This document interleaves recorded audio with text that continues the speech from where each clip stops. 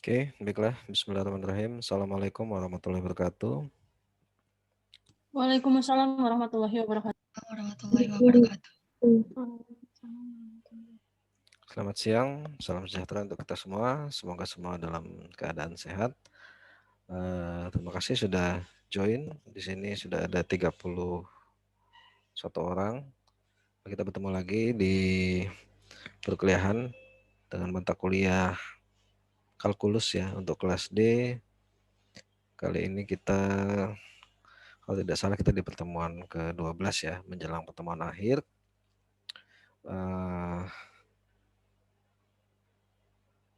Di pertemuan ke-16 kita akan adakan UAS ya, jadi akan bersama dengan Bapak sampai UAS nanti. Kemudian untuk absensi, oh ya, biasanya absensi pakai apa ya untuk kelas ini ya? Biasanya pakai V-Class, Pak. Kelas ya, oke.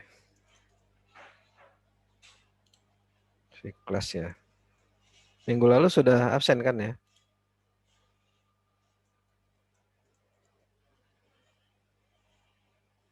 Minggu lalu sudah absen? Minggu Bapak lalu belum. di absen di grup ini, Pak. Oh iya ya. Untuk minggu ini silahkan untuk mengisi absensi di V-Class. Absensinya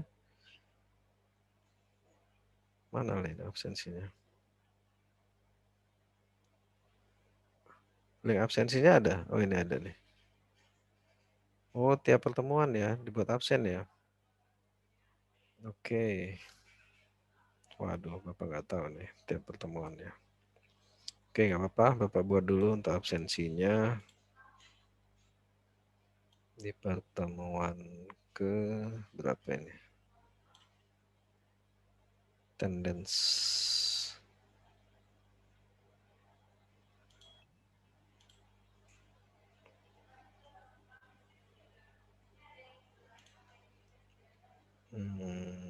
Tanggal 16 November.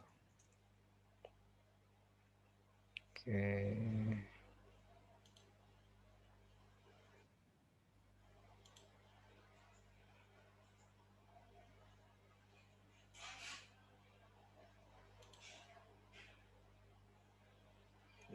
November dari jam 1 sampai jam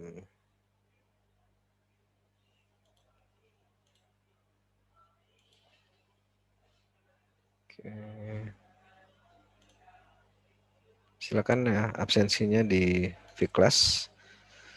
Silakan dicoba. Apakah sudah bisa diakses? Kalau belum bisa diakses, tolong dilaporkan. Kalau Bapak biasanya di V-Class juga, tapi absensinya biasanya sekaligus. Tapi nggak apa-apa. Ini tolong dicoba dulu absensinya, apakah sudah bisa atau belum. Oh ini sudah bisa ya sepertinya. Oke, beberapa sudah mengisi absen. Ya, silakan sembari kuliah untuk mengisi absensi silakan.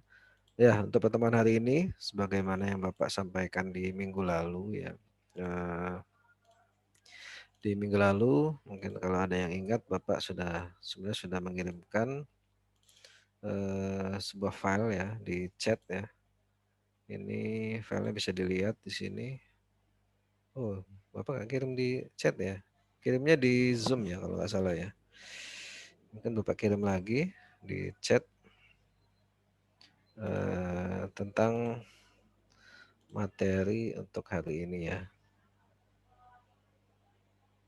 Ya. Minggu lalu ingat apa yang kita bahas? Ada yang ingat?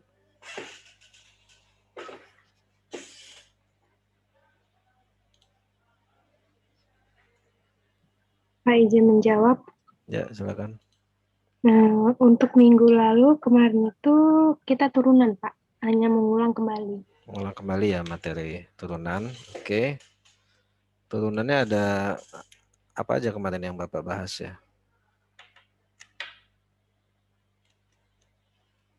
Ada berapa jenis sih turunan itu?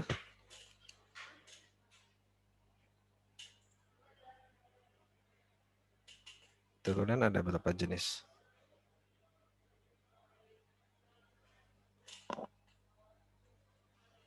Ya, siapa mau jawab? Turunan. Ada berapa?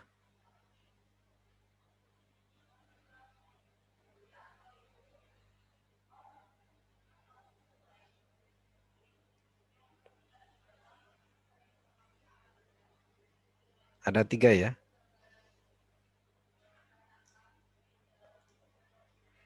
Yang pertama turunan apa?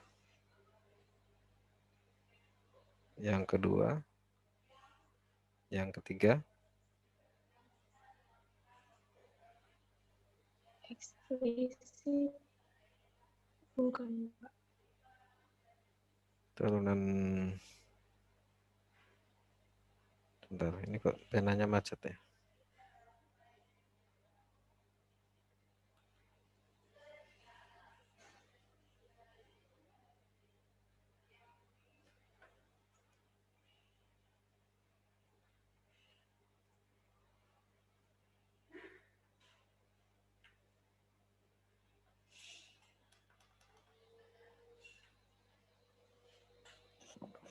Adalah turunan fungsi apa ya? Turunan yang biasa lah ya.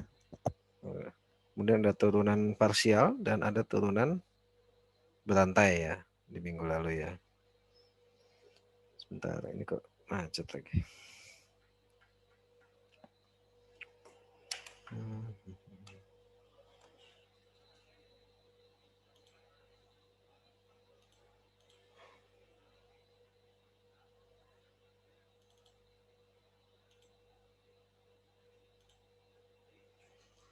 Oke.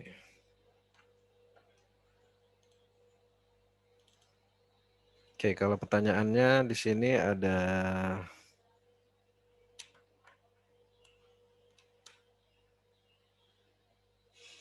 Oke.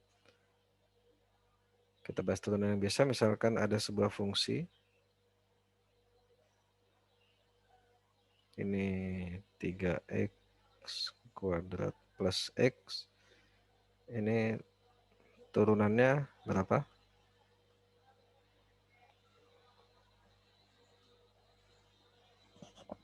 Izin menjawab, Pak. Ya. Izin memperkenalkan diri, nama saya Norma Laina Wijaya. Izin menjawab, Pak, kalau benar, Pak.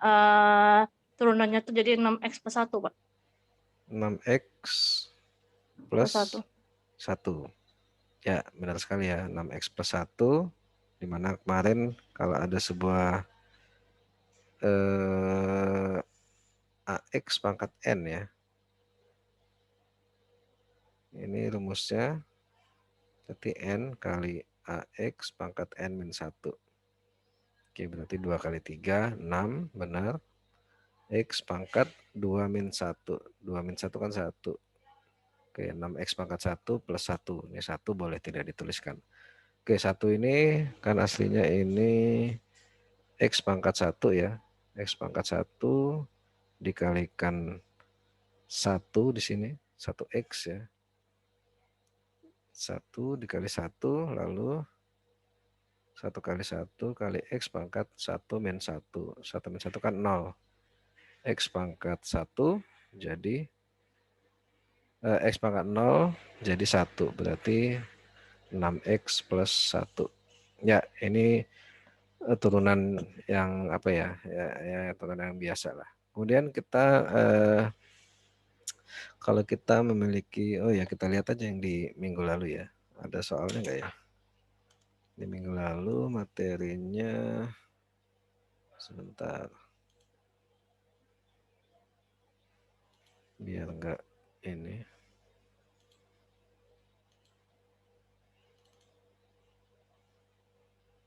Oke, di sini coba share screen.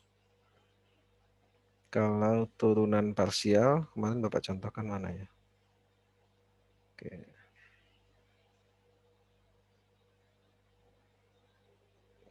Ini turunan berantai.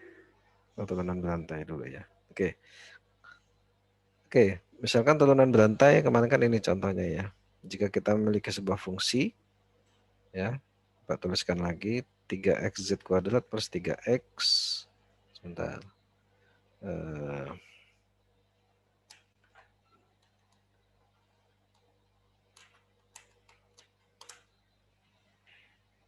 ya,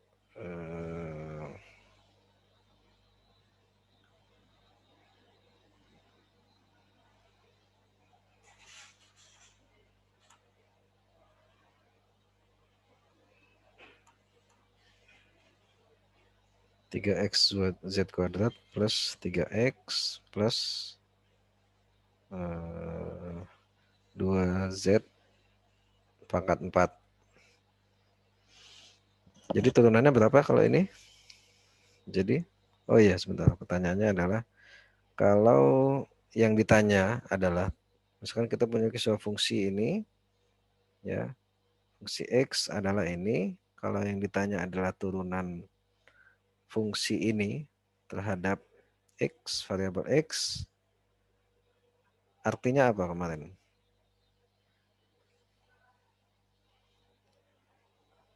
Artinya, ya ini mengingat kembali ya, nilai selain x ini konstan. Ini bisa dihapus nggak ya?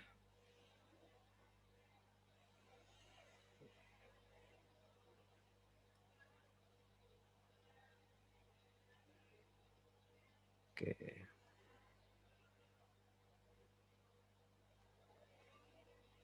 Oke, biarin aja ya, kita timpah aja. Jadi kalau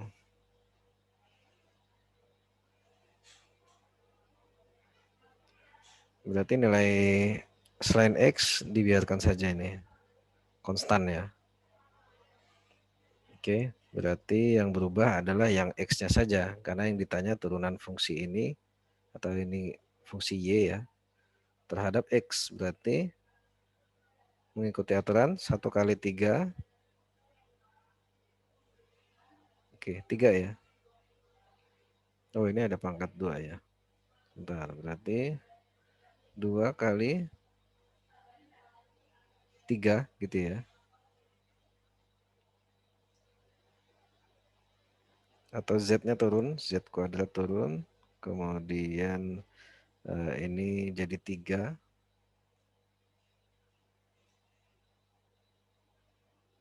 z-nya tetap ya, kemudian ditambah ini jadi 3, karena kan 1 ini, pangkat 1, 1 kali 3 jadi 3, tambah ini z pangkat 4-nya tetap, tapi kan ini aslinya 2 kali x pangkat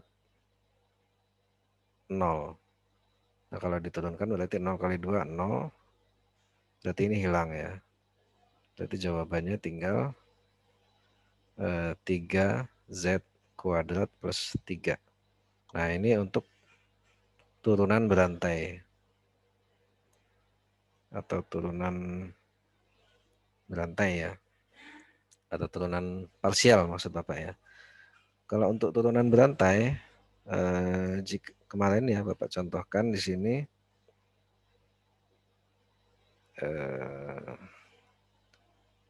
jika kita memiliki sebuah fungsi,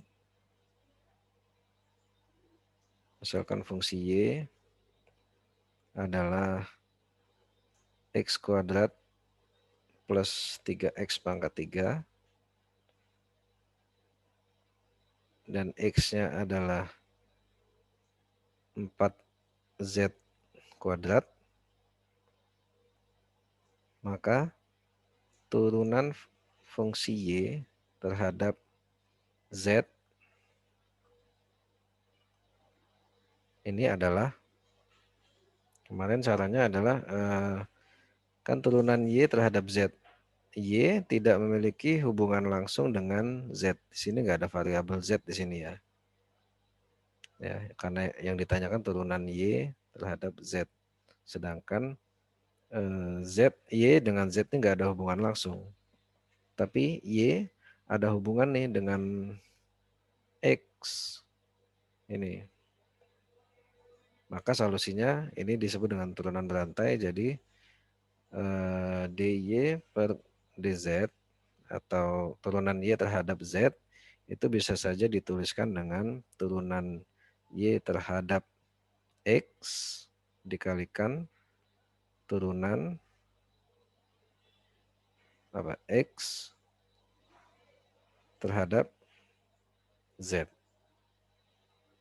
Seperti itu ya.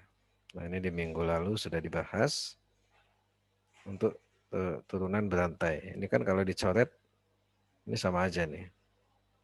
Sama aja DY per DZ ya. Nah, tapi dengan dipecah seperti ini kan kita bisa menghitung nih turunan Y terhadap X kan, berarti turunan Y terhadap X berarti X-nya yang berubah ya. Ini menjadi 2X plus ini menjadi 3 kali 3 9.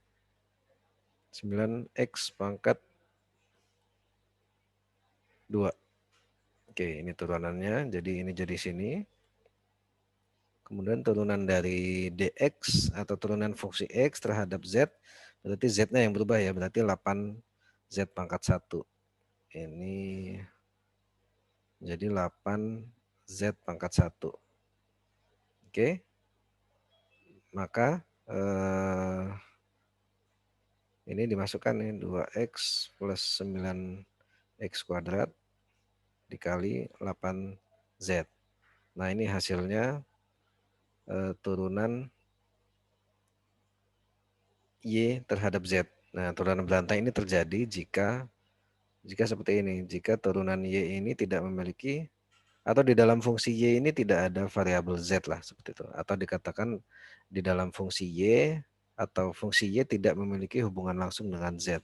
Tapi Y memiliki hubungan dengan X, di mana X ini memiliki hubungan langsung dengan Z. Nah, seperti itu. Maka disebut dengan turunan berantai. Dia tidak memiliki hubungan langsung, tapi dia memiliki hubungan dengan X, di mana fungsi X ini di dalamnya ada variabel Z. Maka untuk menghitungnya seperti ini untuk yang berantai.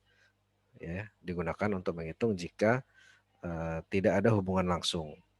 Kalau parsial tadi, ya, yang Bapak contohkan parsial tadi, kita hitung dengan parsial jika yang di dalam sebuah fungsi itu ada 2 buah variabel, ya, ini ada X dan Z, ya, yang fungsi Y ini atau dituliskan seperti ini di dalamnya ada 2 buah variabel, tapi yang ditanya adalah turunan fungsi Y terhadap variabel X. Berarti artinya variabel X yang diturunkan selain X, ya ada Z ini, lalu ada Z ini, dia langsung diturunkan. Tidak, atau konstan, jadi konstanta, dia tidak perlu dirubah-rubah, langsung turun, atau tidak berpengaruh lah gitu ya, tetap dia. Nah, jadi yang diturunkan hanya yang X-nya saja. Ini 3X diturunkan jadi 3, kemudian 3X diturunkan jadi 3, lalu 2, ini kalau variabel diturunkan kan jadi 0 ya, karena aslinya kan ini 2 kali X pangkat 0, ini sama dengan 2. Kalau diturunkan berarti 0 kali 2 jadi 0, 0 kali Z pangkat 4 jadi 0, jadi tidak dituliskan. Nah, ini untuk parsial. Oke. Ya. Nah, kali ini yang akan Bapak bahas adalah tentang ini apa yang disebut ya, seperti Bapak sampaikan ya, Bapak akan mengarahkan mata kuliah ini untuk sedikit memperkenalkan kalian atau sedikit kita belajar tentang AI, di mana hubungannya perhitungan kalkulus ini dengan AI. Oke, kemarin materinya mana ya? Ya, ini Bapak coba buka materinya dulu. Materinya bisa dibaca ya, silahkan kalian baca. Di sini Bapak akan menjelaskan tentang materi tadi perlahan-lahan ya. Sebenarnya kalian bisa mempelajari sendiri ya di YouTube atau di web, itu banyak sekali. Tapi mungkin ini sebagai pengantar agar kalian tahu, oh rupanya ada gunanya nih kita belajar turunan dan fungsi di bidang AI khususnya. Nah, di minggu lalu Bapak sudah sampaikan bahwasanya bidang yang sekarang lagi ramai adalah tentang machine learning, khususnya deep learning atau dikatakan sebagai apa ya sebutan lainnya, deep neural network ya. Nah, kalian bisa baca itu apa slide-nya tadi. Oke, mungkin Bapak buka tab baru di sini. Nggak bisa ya. Oke, di sini. Jadi susah juga ya. USB-nya kurang banyak nih. Bapak harus copot pasang. Oke. Ya, jadi kita sekarang tuh pasti sering dengar ya tentang deep learning ya, yang lagi tren saat ini, atau sebutan lainnya adalah deep neural network.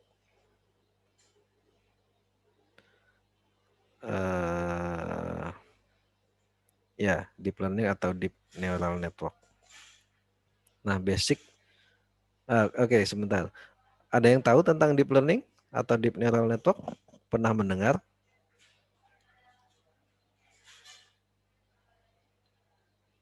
Ada yang pernah mendengar tentang deep learning atau deep neural network, atau yang suka baca mungkin?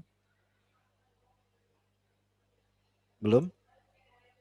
Kalau belum bilang aja Saya belum belum ya. tahu, Pak. Oke, belum ya. Oke, jadi di sini mungkin Bapak sedikit menjelaskan ya, kalau kalian searching ya, kita coba bisa searching aja. Sambil searching biar nggak salah ya. Bentar. Kita coba, kalau kita googling tentang deep learning, apa yang keluar? Oke. Deep learning adalah, oke, mana nih yang gampang penjelasannya? Malah Udemy keluarnya. Oke, ini. Oke. Nah, deep learning sebenarnya sudah ada di sekitar kita ya. Kita tidak sadar bahwasanya deep learning ini sudah, kok bahasa Cina? Gimana ini? Salah ya klik-kliknya ya.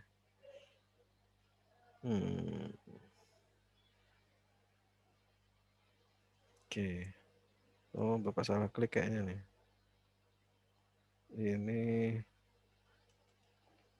Oke. Oh, ini nih.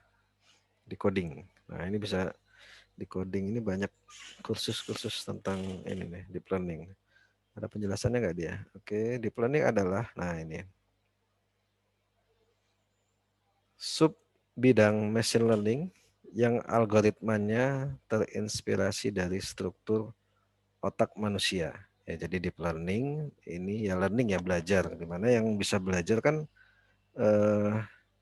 dengan baik ya manusia. Manusia dianugerahi oleh Allah untuk bisa berpikir. Jadi jangan disia-siakan anugerah itu yang diberikan oleh Allah ya. Kalau ada jokes ya yang mungkin pernah dengar kalian juga ya. Mungkin ini menyinggung, tapi ya ini mungkin bisa jadi fakta juga ya. Kalau mungkin pernah dengar ya, jadi tentang otak manusia. Jadi ada sebuah perdagangan otak lah gitu. Harga otak manusia di dunia ini ya,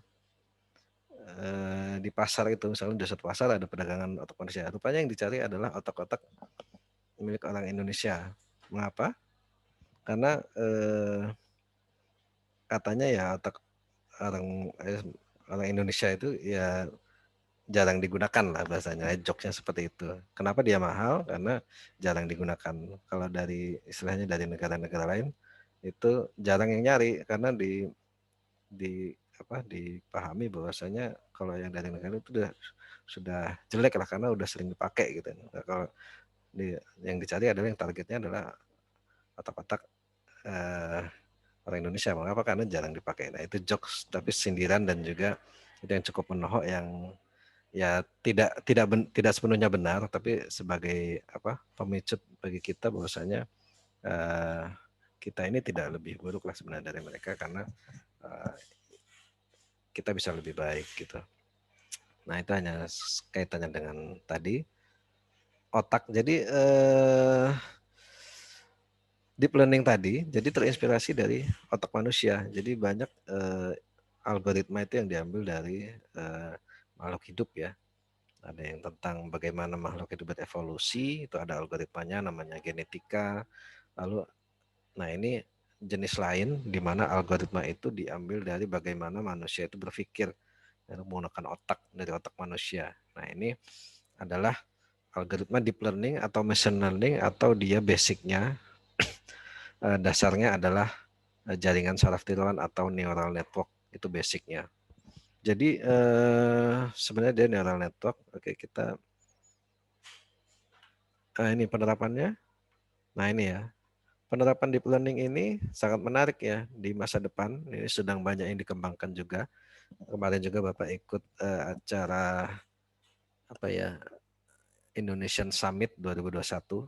Nah, di situ ada banyak sekali penelitian yang ditampilkan, di mana salah satunya adalah milik ITS, itu tentang self driving car, di mana nanti suatu saat ya seperti go-kart dan itu udah nggak perlu lagi namanya, nggak perlu sopir lagi gitu.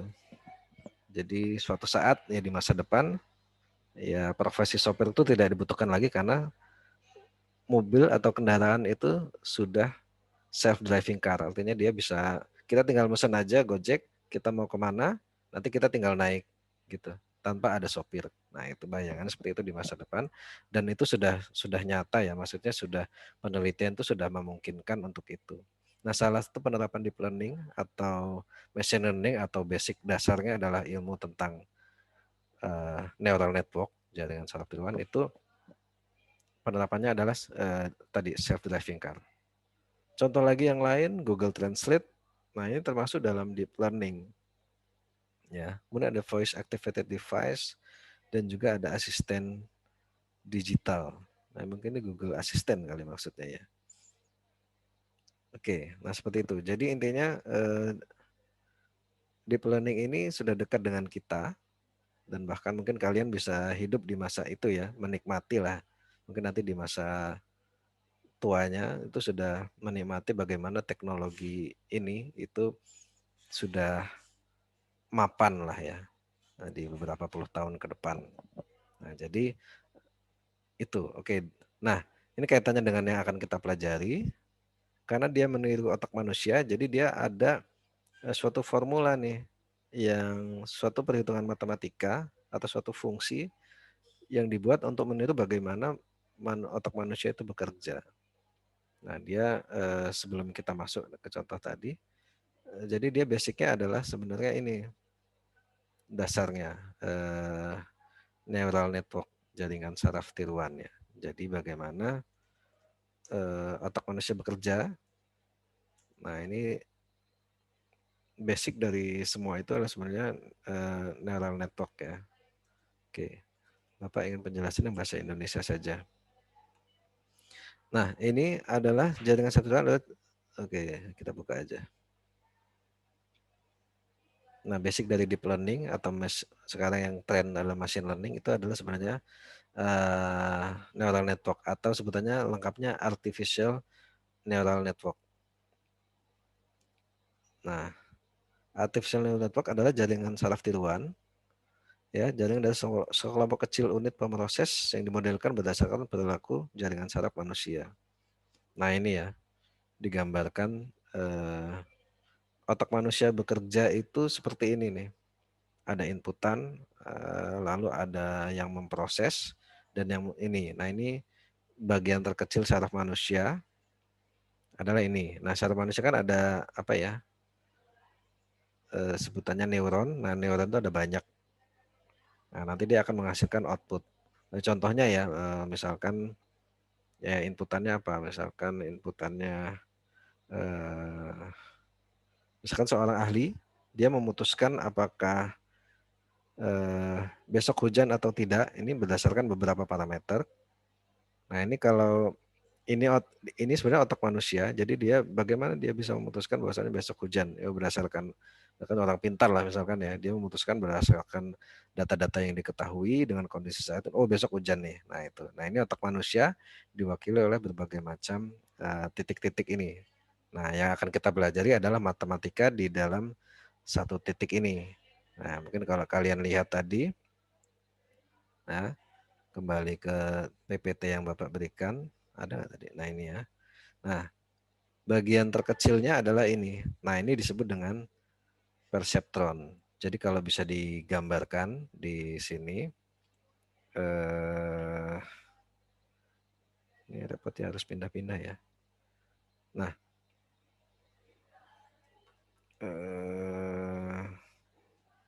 ya seperti ini. Jadi akan sebenarnya otak manusia tadi bekerja ya, ada banyak ini neuron-neuron gitu ya. Nah, ini ada banyak. Nah, bahkan jutaan ya, kalau otak manusia kan syarafnya itu ada mungkin miliaran lah gitu. Nah, ini ada inputan, mendapatkan inputan, lalu dari inputan ini masuk ke syaraf yang lain, masuk ke sini, ini juga masuk ke sini, ini bisa masuk ke sini gitu ya. Ini juga ke sini, ini ke sini. Nah, itu seperti itu. Nah, ini adalah tiruan dari bagaimana otak manusia itu bekerja. Lalu dia baru bisa memutuskan ya dia memutuskan sesuatu sesuai inputan yang ada. Ini A, B, C ya. Nah, yang akan kita pelajari adalah ini. Nah, ini yang hal terkecil ini atau susunan syaraf terkecil ini kita sebut dengan perseptron. Ya. Nah, ini ya, dia ada inputan berupa X, lalu dia akan memutuskan sesuatu berupa outputan. Nah, dengan menguasai, nah ini sebenarnya di sini dalamnya adalah fungsi ya. Nah, ini ada bobot nanti. Di sini ada bias. Oke, ini adalah model perseptron. Dengan menguasai satu ini aja, kita bisa membuat atau memprogram sebuah self-driving car. Mengapa bisa? Karena dengan inputan tertentu kita bisa memutuskan sesuatu. Dan kalau sesuatu ini salah, nah oke, ini maksudnya logikanya misalkan ini hari ini hujan, hari ini cuacanya atau suhunya sekian gitu ya, lalu besok hujan. Nah ini kan ada prediksi. Nah kenapa bisa memprediksi, bisa membuat sebuah self-driving car? Ya karena bisa menerima respon dan juga bisa memutuskan sesuatu tindakan. Nah suatu tindakan ini bisa, kalau salah tindakannya, dia bisa diperbaiki apa variabel-variabelnya. Nah, seperti itu. Nah, dengan menguasai cara bekerja perseptron ini, kita bisa membuat model bagaimana manusia bekerja. Kita bisa memprediksi masa depan lah gitu ya. Memprediksi dengan perhitungan matematika tentu saja. Misalkan kalau yang sedang dikembangkan sekarang ya adalah bagaimana memprediksi tsunami misalkan. Seperti yang dilakukan oleh ya Elektro ya, ada Pak Mona di situ, dia sudah mengumpulkan data, nanti kita juga bisa membuat algoritma ya menggunakan ini. Bagaimana dengan beberapa inputan misalkan tinggi air laut, lalu suhu, misalkan tekanan. Nah, itu bisa memutuskan oh ini akan terjadi tsunami. Nah, itu kalau yang sedang kita lakukan yaitu early warning system ya. Bagaimana memberikan peringatan dini terhadap bahaya sebuah bencana lah gitu. Nah, contohnya kalau kita kan terdekat kan Krakatau ya. Sebagaimana kemarin di Krakatau sudah banyak sekali memakan korban. Nah, sebenarnya kalau ada early warning system itu kemungkinan tidak akan terjadi lah. Nah, tapi kan kemarin itu sebuah bencana yang sebenarnya bisa diminimalisir korbannya jika ada sebuah early warning system lah gitu ya. Kalau kemarin kasusnya kompleks. Oke, kita kembali lagi. Bagaimana sih fungsi ini kalau dituliskan? Nah, dia kalau kita baca di sini di PDF yang Bapak berikan, fungsinya itu dia seperti ini. Basicnya ya adalah Y sama dengan XW plus B. Ya, jadi dia Y ini prediksinya ya adalah X ini inputannya, W ini ada bobot lah ya, bobot. Kemudian ada bias. Nah ini rumusnya hanya ini, rumus untuk perseptron ini. Nah ini adalah rumus bagaimana otak manusia itu bekerja. Ini bagian paling simpelnya, sederhananya ya. Jadi hanya sesimpel ini. Nah kemudian dengan rumus ini, maka nanti kalau dia memprediksi, maka biasanya kalau prediksi kan bisa salah ya. Prediksi bisa salah atau kita sebut dengan error. Nah errornya ini didapatkan dari fakta yang terjadi dengan prediksi yang dilakukan. Nah jadi error ini pasti, kalau prediksi pasti ada errornya. Meskipun berapa persen pasti ada errornya. Nah tugas kita adalah meminimalisir error. Nah untuk meminimalisir error ini, maka ada sebuah algoritma nanti yang disebutkan dengan stochastic gradient descent ya, optimizer. Itu yang cara dia bekerja itu menggunakan turunan. Oke. Nah, jadi intinya yang perlu kita tahu di sini, karena dia memprediksi sesuatu, Y ini adalah hasil prediksi, maka bisa jadi terjadi error. Nah, untuk menghitung error, kita butuh ya cara gampangnya ya Y ini adalah fakta yang terjadi atau prediksi ya, ini prediksi.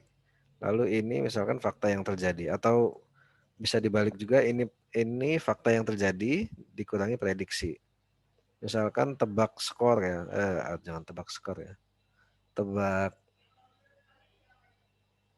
ya misalkan menebak usia orang lah ya. Kita tebak usia. Oh, saya prediksi dia 30. Oh, rupanya dia usianya hanya 25. Nah, berarti ada error 5 tahun ya. Nah, itu ada kesalahan. Nah, itu error. Ya, biasanya kalau prediksi pasti ada errornya. Oke, untuk menghitung error sebuah prediksi ya, di sini ada yang dikatakan fungsi yang disebut dengan cost function atau loss function. Nah, ini sebutan saja ya, hanya nama. Intinya dia sebuah fungsi yang digunakan untuk menghitung error. Nah, ini rumusnya seperti ini. Cost function-nya rumusnya adalah yaitu fakta di lapangan dengan prediksi yang dilakukan. Atau faktanya dengan prediksi. Nah, misalkan faktanya 30 tadi ya. Faktanya 25, untuk prediksinya 30, berarti di sini errornya adalah 5 pangkat 2 ya 25 itu nilai errornya. Seperti itu. Nah, ini hanya contoh sederhana saja bahwasanya untuk menghitung error itu ada fungsinya yang disebut dengan loss function. Oke. Kemudian bagaimana mengupdate bobot dan bias? Ya, jadi kita akan mencari fungsi untuk berubah nilai W dan bergantung error. Oke. Kan kita sudah ini ya tadi ya. Kan rumusnya ini. Ya. Setelah diprediksi rupanya ada error. Nah, untuk memperbaiki ada misalkan errornya 0,5 gitu ya. Nah, agar kan kita pengen errornya seminimal mungkin ya. Ya. Kita ingin prediksi itu bukan tidak harus akurat tapi mendekati akurat. Nah, ini kalau errornya 0,5 berarti kita ingin errornya itu 0,1 lah gitu. Nah, untuk agar errornya itu semakin kecil atau hasil prediksinya itu semakin tepat atau nilai errornya kecil, yang perlu kita lakukan adalah mengupdate nilai W atau B. Nah, ini yang bisa kita lakukan adalah mengupdate nilai bobot dan juga nilai bias. Oke. Seperti itu. Nah, kalau X ini kan inputan ya. Inputan kan nggak bisa dirubah. Yang bisa dirubah adalah bobot ini dan bias. Oke, seperti itu. Ya, semoga nggak puyeng ya.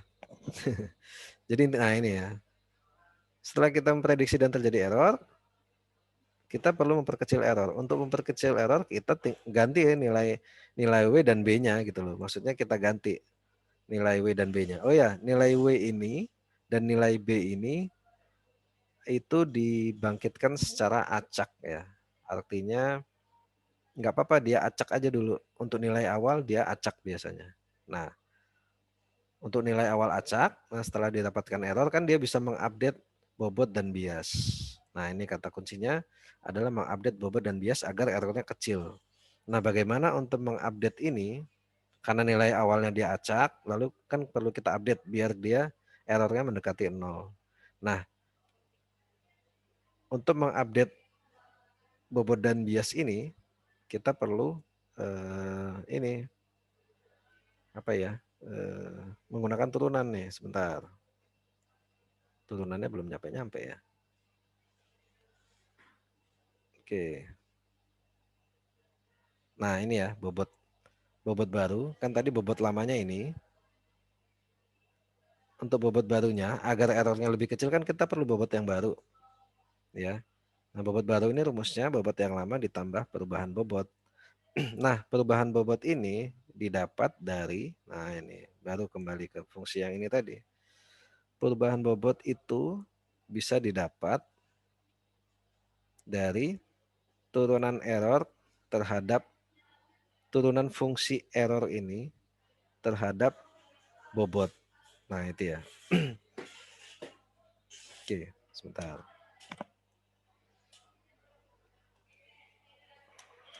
Oke.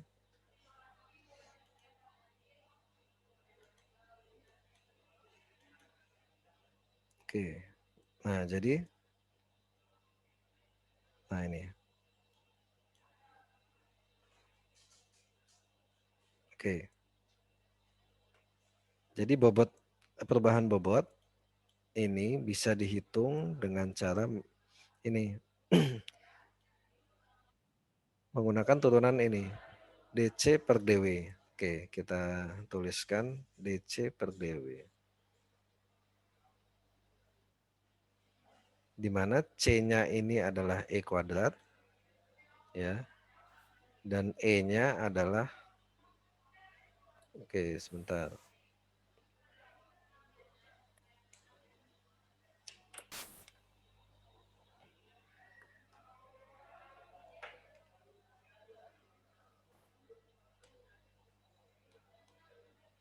Oke. Jadi untuk mencari delta W kita perlu menggunakan turunan fungsi cost function ini terhadap W. Cost functionnya kan E kuadrat ya. E kuadrat kemudian W-nya nah kan error ini. Nah sedangkan apa cost function ini kan tidak memiliki hubungan langsung dengan bobot ya. Seperti itu. Kalau kita lihat tadi fungsi berantai ya tadi ya, turunan berantai. Kan ada dua fungsi nih, cost function. Cost function ini maksudnya tadi error tadi ya. Error kan prediksi dikurangi atau rumusnya E kuadrat nih. Error kuadrat. Itu rumus untuk cost function. Nah, sedangkan untuk error rumusnya ini. Error kan XW plus B min Y. Oke, sebentar mungkin ini harus dituliskan ya.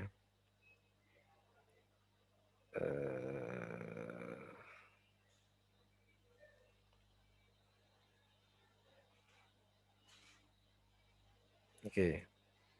Kita kan memiliki sebuah fungsi error ya. Error itu kan tadi sama dengan Y dikurangi Y aksen. Atau bisa juga dibalik sih sama aja. Y, bentar. Oke. Y aksen dikurangi Y. Y aksen ini kan prediksi ya. Ini prediksi dikurangi realitas. Ya, itu error. Ya, atau dituliskan kalau prediksi kan tadi rumusnya W kali X plus B. Ya, rumus yang tadi ya ini. X, W, B, ini Y. Oke, ini Y aksen lah gitu ya. Kan Y aksen sama dengan WX plus B kan ya. Nah, jadi kalau dijadikan fungsi jadi seperti ini, minus Y. Nah, ini ya. Kan error ini rumusnya nih, ini error. Kemudian kita memiliki sebuah rumus cost function ya untuk menghitung error kan ini E kuadrat tadi. Atau tadi tulisnya gini nih.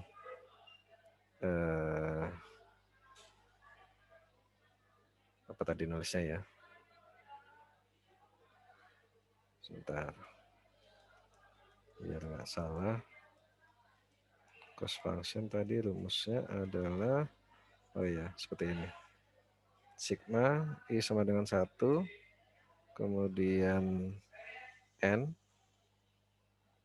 Y, min Y kuadrat. Ya, seperti ini ya. Atau bisa dituliskan error kuadrat lah gitu. Nah, ini kan cost function. Nah, untuk mendapatkan perubahan bobot, oke. Kan kita perlu bobot baru. Ya, agar ini errornya kecil tadi ya. Nah, bobot baru ini rumusnya bobot lama atau W0 plus sigma W atau perubahan bobot. Nah, perubahan bobot ini untuk mendapatkan perubahan bobot, nah kita perlu menurunkan fungsi DC atau fungsi ini terhadap variabel bobot. Ya. Nah, jadi kan fungsi cost function ini tidak memiliki hubungan langsung dengan W ya.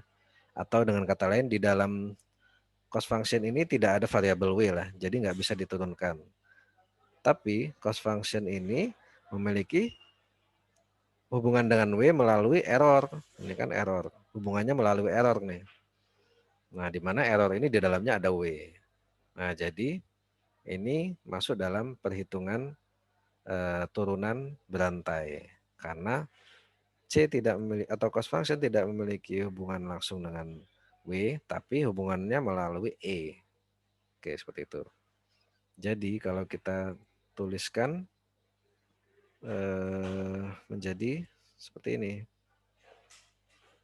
Sebentar.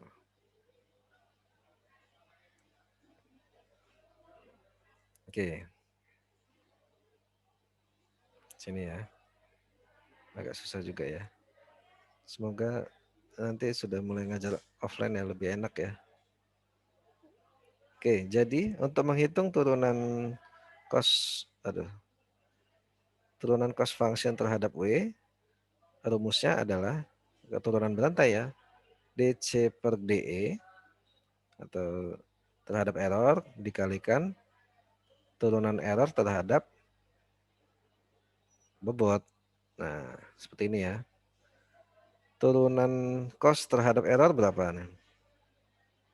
Turunan cost function terhadap error berapa? Ada yang tahu? Turunan cost terhadap error. Berapa? Ayo. Ini udah masuk hitungan berantainya ya. Ada yang mau jawab?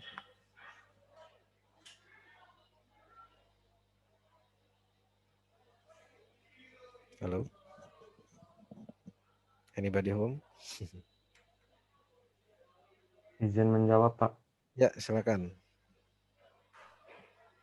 2E, Pak. 2E ya, didapat dari? Dari ini apa? Turunan DC terhadap DE. Itu Oke. C-nya kan E kuadrat. Oke. Maka turunannya tinggal 2-nya turun ke bawah, lalu Ya. kuadratnya tadi dikurang 1. Oke, ya betul ya. Jadi ini jadi 2E. Ya ini ya turunan biasa ini. Karena C atau konstan cost function ini memiliki hubungan langsung dengan variabel E. Nah, jadi E-nya bisa diturunkan nih. Jadi 2E. Oke, jadi ini kita tulis 2E. Mana tadi? Nah, ini 2E ya. Oke, sekarang bagaimana jika yang akan dikalikan dengan turunan error terhadap W? Nah, ini kita lihat turunan error terhadap W. Kita lihat rumusnya ya. Aduh.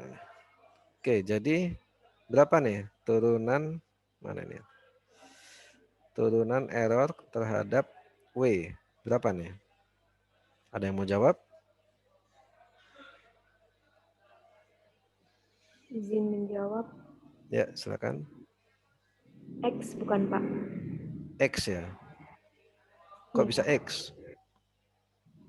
Karena itu kan W-nya kan pangkat 1. Jadi kalau diturunin dia jadi pangkat 0. Jadi 1 kali X. Jadi tinggal X. Terus yang Oke. variabel B sama G-nya itu kan nggak ada variabel B-nya. Jadi 0. Oke, jadi ini hilang ya. Yang ini hilang. Jadi Iya. tinggal W saja yang diturunkan ya. Berarti W diturunkan jadi 1. 1 Ya. kali X. X tetap ada ya. Kenapa tetap ada ini? Karena dia nyambung ke W-nya, Pak. Oke, karena dia Karena oke. Ya. Kalau yang ini hilang karena sebenarnya ini dituliskan B kali X pangkat 0 gitu ya. iya, Pak. Nah, ini kalau dikalikan kan jadi 0. Lalu minus Y juga minus Y kali X pangkat 0. Jadi 0. Berarti turunnya adalah 1X. Oke. Jadi kita masukkan ya. Di sini kali X. Oke. Semoga benar nih. Nah, ini jadi, nah ini nih perubahan bobot nih dapat. Nah, kalau udah dapat perubahan bobot kan kita bisa dapat bobot baru ya. Bobot baru kan bobot lama, W lama atau W awal tambah delta W. W awal kan sudah ditentukan tadi secara acak. Lalu di sini dapatkan delta W. Nah, di sini ya penggunaan jadi kita tidak memfokuskan pada bagaimana stochastic gradient descent ini bekerja, tapi pada intinya yang perlu kita tahu bahwasanya untuk perhitungan turunan ini digunakan untuk mencari perubahan bobot. Oh ya, ini kalau dituliskan seperti ini tadi. Maaf. Ini seharusnya W0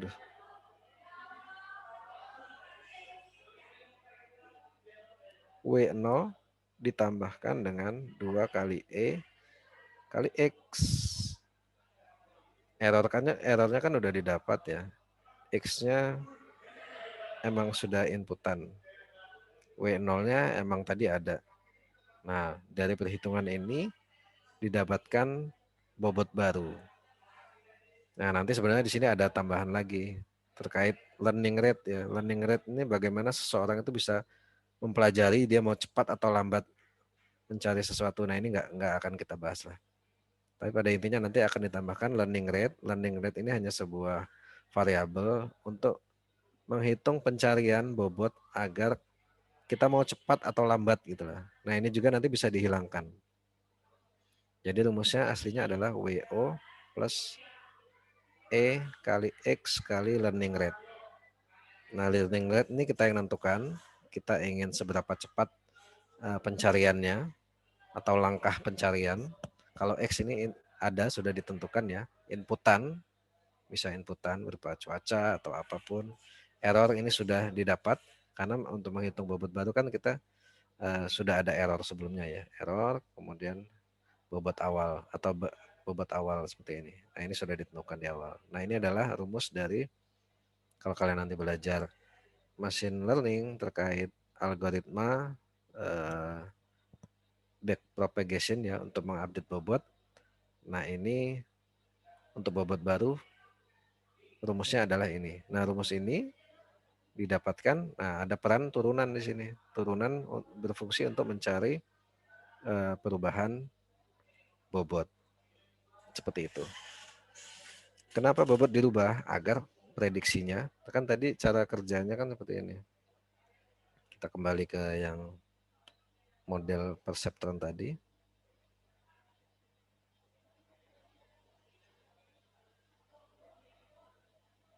Nah, ini ya.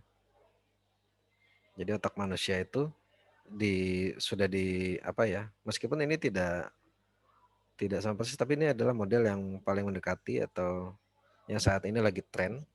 Ini sebenarnya ini ya bagaimana bekerja gitu ya. Jadi Y sama dengan WX plus B. Oke. Nah, karena prediksi dia terjadi error, ya biasanya ada error. Errornya adalah Y min seperti ini. Nah, agar error ini kecil, maka yang bisa kita rubah ya, kalau inputan kan dia dari sensor ya. Kayak suhu kan dari sensor. Ini nggak bisa nggak perlu dirubah inputan. Yang perlu dirubah adalah bobot ini dengan bias. Seperti itu. Nah, untuk merubah bobot yang ini, kan pertama kita masukkan bobot sekian. Oh, prediksinya ini. Oh, rupanya dengan bobot sekian prediksinya errornya besar. Nah, ini kita perlu update bobotnya agar errornya kecil. Nah, untuk mengupdate bobot, kita gunakan turunan tadi. Turunan cost function terhadap bobot. Nah, nanti didapatkan rumus untuk delta W. Seperti itu. Ya, sebenarnya hanya itulah prinsip dasarnya. Untuk B juga sama nih. Jadi selain bobot, ya nanti yang perlu dirubah, yang perlu diupdate adalah ini juga nih, bias. Nah, bias ini Bapak tidak akan terangkan ya. Intinya dia bias ini fungsinya hanya agar otak ini tidak mati. Intinya dia hanya menghidupkan perhitungan lah. Ini sebenarnya ada yang tidak menggunakan ini, tapi ada yang menggunakan ini. Intinya fungsinya hanya untuk menghidupkan ini biar tidak mati lah. Karena kalau dia tidak ada bobot, ini biasa misalkan bobotnya ketemu 0, dia akan selesai gitu. Nah, dengan adanya bias di sini, hanya agar perhitungannya tetap berjalan. Nah, ini juga sama. Untuk menghitung bias, ya. Oke, sebentar. Karena kita ingin menghitung bias baru ya, bias barunya agar errornya kecil berapa. Ya, sebentar. Nih, ya, seperti ini ya. Oke. Ini bias tadi. Bias yang baru sama dengan bias yang awal ditambah perubahan bias. Nah, untuk mendapatkan perubahan bias ini, kita bisa menurunkan dari fungsi cost function ini terhadap bias. Ya. Sedangkan cost function ini tidak memiliki hubungan langsung dengan bias ya. Seperti itu. Tapi dia ya seperti ini kita tuliskan lagi ya. Bahwasanya rumus errornya kan tadi seperti ini ya. WX plus B dikurangi Y. Untuk cost functionnya kan E kuadrat. Nah, kita ingin turunan fungsi ini terhadap B. Ya. Jadi cara rumusnya dia karena tidak ada hubungan langsung, dia hubungannya dari E. Jadi harus ada hubungannya ya, dia hubungannya dari E. Berarti caranya turunan cost function terhadap E, error, dikalikan turunan error terhadap bias. Nah, ini kan sama saja ini kalau dicoret-coret gini. Oke, jadi sama dengan tadi ini turunan cost function terhadap error udah ada 2E ya. Nah, sekarang turunan yang perlu dihitung ini nih, turunan error terhadap bias. Nah, dari rumus ini berapa nih turunan error terhadap bias? Ada yang tahu? Berapa? Turunan error terhadap bias. Ini apa? Parsial ya. Ini turunan parsial yang digunakan ya. Ada yang tahu?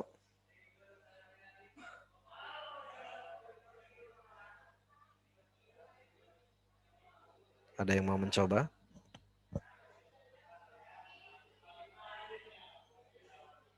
Ini kan rumusnya gini ya, fungsinya. WX plus B min Y. Kalau ditanya turunan turunan terhadap bias, berarti tadi kata kuncinya apa? Kalau ditanya terhadap bias, berarti yang turun hanya biasnya saja. Yang lainnya konstan. Atau ya yang lainnya biarkan saja gitu, tetap. Kita turunkan biasnya dulu jadi 1. Yang lainnya ini kan aslinya W kali B pangkat 0. Jadi kalau diturunkan jadi 0. Ini juga sama, X kali B pangkat 0. Ini kalau diturunkan jadi 0 juga. Plus 1 minus Y kali B pangkat 0. Berarti 0 juga. Jadi turunannya hanya 1. Seperti itu ya. Jadi rumus untuk delta bias adalah 2E kali 1. Nah, seperti ini. Nah, ini kali dengan nanti ada learning rate juga. Learning rate ini kecepatan dalam apa ya? Learning kan belajar. Rate itu apa ya? Kecepatan apa ya? Learning rate ya. Nah, ini seperti ini. Nah, nanti kalau kalian belajar di semester berapa ya? Semester 5 atau semester 7 nanti belajar tentang jaringan saraf tiruan, deep learning khususnya untuk algoritma back propagation. Kalian sudah tahu nih, nggak bingung nanti kalau ada penjelasan tentang turunan berantai, turunan parsial. Ini kan turunan parsial nih yang kita gunakan ya. Hanya bagian yang di ini saja yang diturunkan, parsial. Kalau turunan berantai tadi ini DC terhadap DB. Kenapa kita hitung turunan berantai? Nah, ini rumusnya.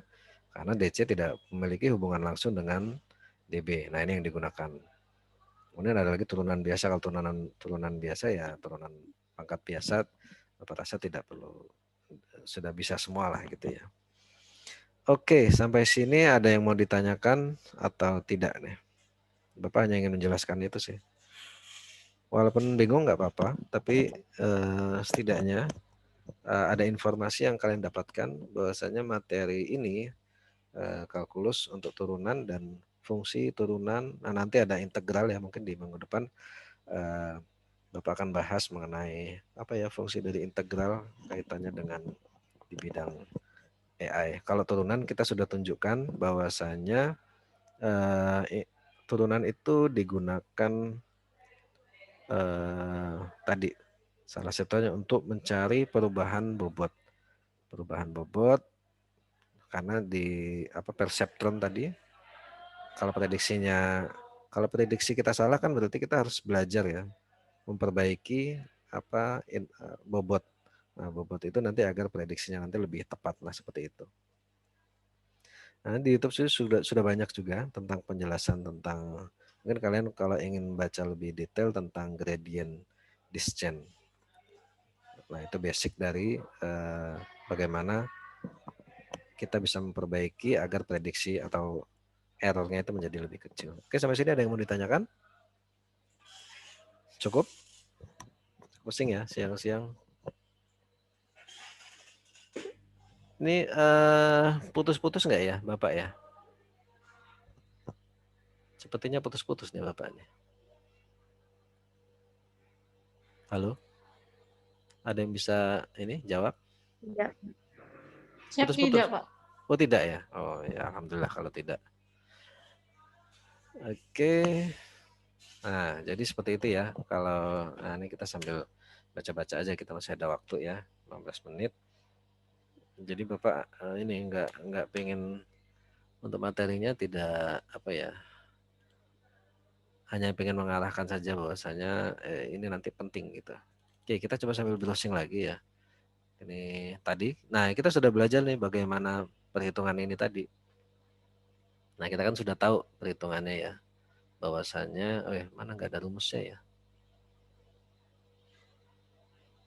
Oh, ini. Nah, ya. Untuk perhitungan tadi semuanya sudah dilakukan dengan komputer ya saat ini. Jadi tidak perlu pusing menghitung satu-satu nantinya. Nah, kalau kita lihat sejarah dari jaringan saraf tiruan, sebenarnya ini sudah di jaringan saraf tiruan atau neural network ini Ada nggak ya sejarahnya? Nah ini mungkin ya sejarah. Dia ini sudah ditemukan cukup lama sekali. Kalau yang Bapak ingat ya, dia sudah ditemukan lama sekali. Nah ini ya model tadi itu. Oke sebentar, kok klik lagi. Bayangkan ini konsep tadi itu sudah ditemukan tahun 1943 nih. Ini kalian umur berapa nih 1943? Masih di mana ini? Ini masih di awang-awang ya. Mungkin masih di sana, masih di surga ya. Sebelum turun ke dunia. Nah ini konsep tadi sebenarnya itu ilmu yang sudah ditemukan tahun 1943. Ada yang tahu kenapa kok dia tidak kok tidak berkembang saat itu gitu? Ada yang tahu nggak?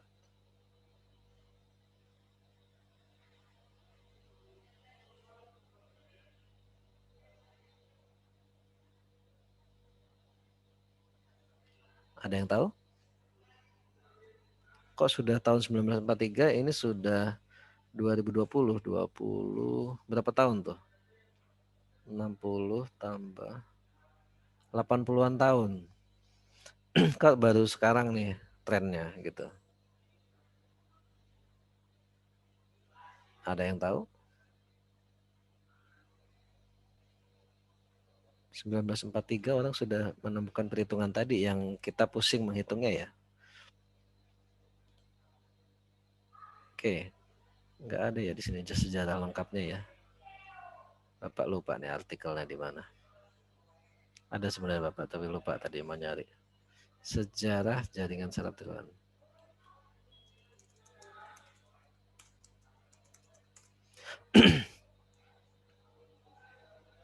Nah ini coba kita baca ini kayaknya mantap nih. Oh ini artikelnya. Oke. Nah ini ditentukan oleh Mike Kuloh dan Pitts. Nah kalian harus berterima kasih nih dengan Mike Kuloh dan Pitts. Mengapa harus berterima kasih? Karena kalian sekarang di HP kalian sudah sering dapat diskon kalau beli GoFood ya. Itu salah satu penerapan dari AI juga. Nah ini kita harus berterima kasih pada Mike Kuloh dan Pitts. Atau apalagi nanti kalau sudah ada apa tadi self driving car, nah itu ini jasanya ya, ini amal jariahnya dari Walter Pitts dan Mike Kuloh ini hanya dengan membuat model tadi. Oke. Nah, jadi dia tidak berkembang saat itu dikarenakan perangkat atau prosesor atau yang bisa memproses tidak mampu menghitung proses apa ya dalam dalam jumlah besar. Karena komputer saat itu, komputasi saat itu tidak bisa melakukan perhitungan seperti saat ini. Kalau saat ini kan teknologi prosesor atau bahkan itu sudah sangat cepat sekali ya, sehingga saat ini dia mulai berkembang. Maksudnya bukan baru ditemukan, dia ditemukan sudah lama, tapi sempat berhenti dikarenakan di saat perhitungannya itu tinggi atau besar atau kompleks, dia nggak mau nggak sanggup nih komputernya menjalankan. Nah saat ini kenapa berkembang? Karena saat ini komputer ya kayak kita aja prosesor udah berapa giga gitu ya. Ada yang Core i7 atau ada Core i di atas 7 ada nggak? Core i7, Core i3 aja udah prosesornya ada 4 lapis ya. Nah itu apalagi sekarang sudah didukung dengan grafis atau graphic card yang bisa melakukan membantu perhitungan juga. Jadi sekarang seperti Nvidia ya itu sudah mengarahkan project atau bisnisnya itu tidak lagi ke game ya. Maksudnya tetap ke game tapi mereka tidak fokus lagi ke game. Mengapa? Karena mereka fokus bagaimana nanti untuk pengolahan data ya. Apa ya namanya ya? Olah data ya. Apa nama GPU? Grafik. Ya. Graphic Processing Unit. Jadi prosesornya itu atau kita sebut dengan graphic processing unit. Jadi untuk memprosesnya itu menggunakan ya ini ya disebut dengan graphic processing unit. Jadi Nvidia kalau zaman saya dulu masih dia mungkin saat ini masih lah game ya, fokus di VGA untuk game. Nah, tapi kedepannya dia sudah mengarahkan bisnisnya untuk membuat sebuah GPU di mana dia bisa membantu untuk perhitungan AI seperti itu.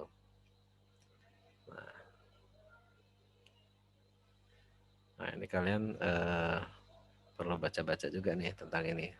Nah, seperti itu ya. Oke, mungkin Bapak sepertinya sudah ngomong panjang lebar ya. Semoga ada setidaknya ada sedikit bayangan yang masuk di kalian terkait pentingnya perhitungan kalkulus ini di dunia saat ini, tentunya di dunia kerja kalian nantinya. Karena di kedepannya AI akan berkembang sangat pesat, di mana baru beberapa minggu ini pemerintah sedang menggodok ya aturan-aturan bagaimana AI itu nanti akan diterapkan di masa depan. Maksudnya seperti ini kan, kalau sekarang misalkan kita punya self driving car itu nanti misalkan error dia tiba-tiba dihack gitu ya. Ini kita berpikir di masa depan ya. Nanti yang akan terjadi ada self driving car, kita mesen Gojek atau Gokar, dia sudah self driving car, tiba-tiba di perjalanan dia tabrakan. Nah, itu yang disalahin siapa? Nah, itu kan belum ada nih aturan mainnya. Nah, ini sekarang sedang digodok. Nah, seperti itu ya. Kemarin Bapak ikut yang AIIS itu, salah satunya menjelaskan bahwasanya sekarang pemerintah sedang menggodok itu ya, bersama BRIN, Badan Riset Inovasi Nasional. Nah, itu nanti dunia kalian ke depannya adalah dunia-dunia seperti itu. Ya, barangkali nanti kalian lulus mungkin sudah ada ya, sudah banyak sekali lowongan pekerjaan di bidang AI. Di mana kemarin dibahas juga bahwasannya pihak Huawei itu meminta pemerintah untuk menyediakan 10.000 talent atau 10.000 pekerja, membuka lowongan 10.000 pekerja di bidang AI. Tapi kita tidak bisa menyediakan karena emang nggak ada gitu ya, bukan nggak ada, maksudnya masih sedikit sekali yang menguasai bidang AI. Jadi sudah dibuka lapangan pekerjaan banyak dibuka, tapi nggak ada yang bisa di bidang itu. Nah, sayang sekali ya. Nah, jadi itu Bapak harap di kalian ini semoga nanti bisa mengisi kekosongan talent tadi, talent gap atau gap talent, yang mengisi atau pakar-pakar yang bisa bekerja di bidang dunia AI. Karena kedepannya semuanya sudah AI seperti itu ya. Oke, terima kasih. Mungkin itu saja ya yang bisa Bapak sampaikan. Kurang lebihnya mohon maaf. Semoga ada yang masuk di siang-siang ngantuk seperti ini. Terima kasih sudah mendengarkan. Minggu depan kita bertemu lagi dengan bahasan yang lain. Tetap semangat. Assalamualaikum warahmatullahi wabarakatuh. Waalaikumsalam warahmatullahi wabarakatuh. Terima kasih, Pak. Assalamualaikum warahmatullahi Wassalamualaikum warahmatullahi wabarakatuh. Terima kasih, Pak. Terima kasih, Pak. Terima kasih, Pak.